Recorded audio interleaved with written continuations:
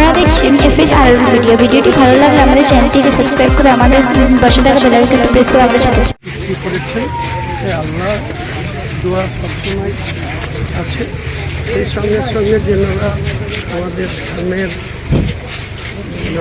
পড়ে গেলেন এবং ফুলপুরা শরীর থেকে বিভিন্ন সংখ্যালঘু ঘুরে বেড়াচ্ছে। এটা তো অন্য দেখুন, মুসলিম সমাজের এনারা আমাদের সমাজের অত্যন্ত সম্মানের ব্যক্তি।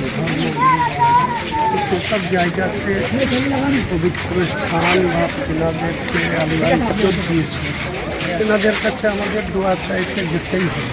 আমরা মানুষের জন্য কাজ করতে চাই, মানুষের পাশে থাকতে চাই। তেনাদের দোয়া ছাড়া মহান আল্লাহ আমাদের সৃষ্টি করেছেন।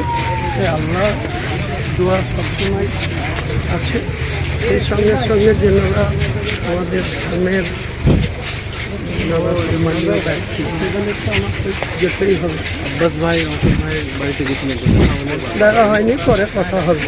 উনি দেখা করবেন বলেছেন, সময় মতো করে নেব। জিয়ারত করলেন? হ্যাঁ, কি বলছেন? খুব যারা কি আলোচনা হচ্ছে, কথা বলছেন? দেখুন, এখানে রাজনৈতিক কোনো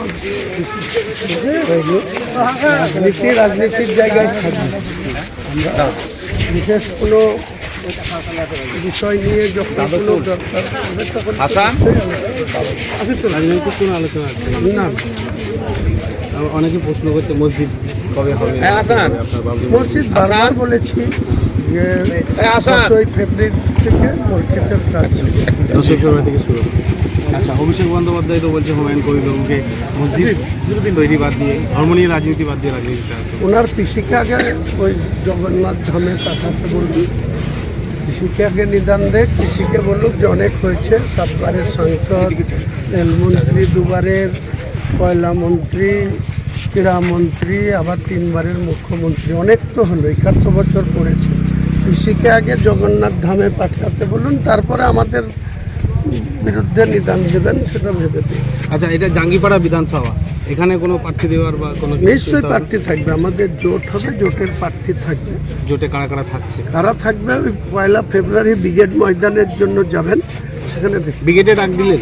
ব্রিগেড 1 ফেব্রুয়ারি। এখানে তো মিনিস্টার আছে, স্নেহাশিস চক্রবর্তী। হ্যাঁ, থাকতেই পারে, তো সাংবিধানিক চেয়ার।